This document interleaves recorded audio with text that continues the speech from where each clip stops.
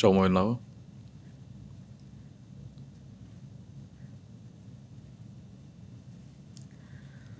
সব মেয়ের জীবনে আসলে বোধহয় এমন মুহূর্তটা আসে, তাই না?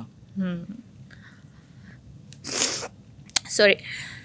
বিয়ের দিন আসলে কি মনে হচ্ছিল যখন একদম কবুল বললে তুমি? হ্যাঁ, ওই সময় আমি মানে আমি তার আগের দিন সারা রাত ঘুমাই নাই। তো আমি দেখছিলাম হচ্ছে বাসায় সবাই একটু লেট নাইট করেই ঘুমিয়েছে, কিন্তু আমি কোনোভাবেই আমার ঘুম আসছিল না। তাসিন ওই দিন আমার বাসায় ছিল, আমার পাশেই আমার বেডে ওর বেবিকে নিয়ে শুয়ে আছে। আমি হচ্ছে গিয়ে আশেপাশে খালি এদিক ওইদিক এদিক ওইদিক এরকম করছি, এবং কোনোভাবেই ঘুম আসে না। আর সকাল 7টা না 8টার দিকে হচ্ছে আমার মেকআপ আর্টিস্টের ওখানে যেতে হবে রেডি হওয়ার জন্য। তো 3টা বাজে, 4টা বাজে, 5টা বাজে, আমি মানে ঘুমাতেই পারছি না। আর আমাকে মেকআপ আর্টিস্ট জাহিদ ভাইয়া উনি বলে দিয়েছে অবশ্যই অনেক ঘুমায় আসবা, না হলে একদম ফ্রেশ লাগবে না, ফেস অনেক ড্রাই লাগবে, মানে মেকআপ ঠিক মতো বসবে না। সো আমি একদম অপোজিট কাজটাই করছিলাম ওই মুহূর্তে।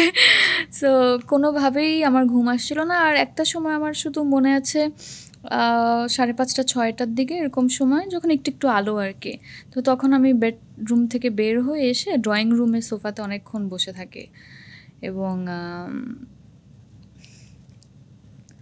আমি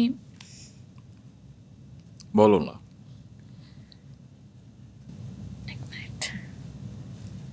সময় নাও।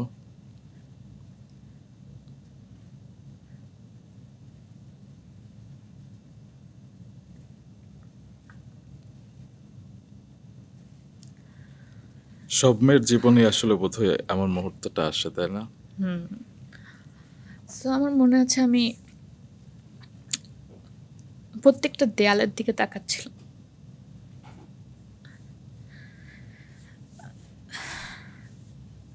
তখন মনে হচ্ছিল এটা আমার বাসা,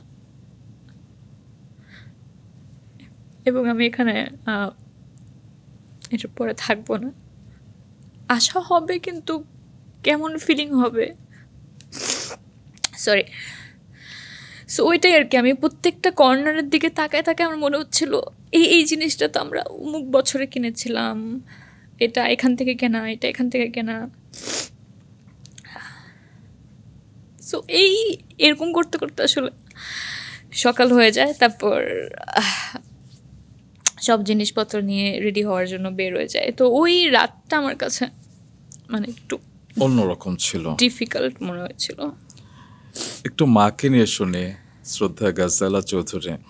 এবং তুমি একবার বলেছিলে যে তুমি যখন লাক্স চ্যানেলে সুপারস্টারে অংশ নিয়েছিলে, হঠাৎ করে একদিন দেখছিলে যে মা অনেক টায়ার্ড হয়ে একটা সিটে ঘুমিয়ে পড়েছিল, এবং সেই দিনই তুমি প্রমিস করেছিলে যে জগতের সব সুখ মা বাবার কাছে একদিন এনে দেবে।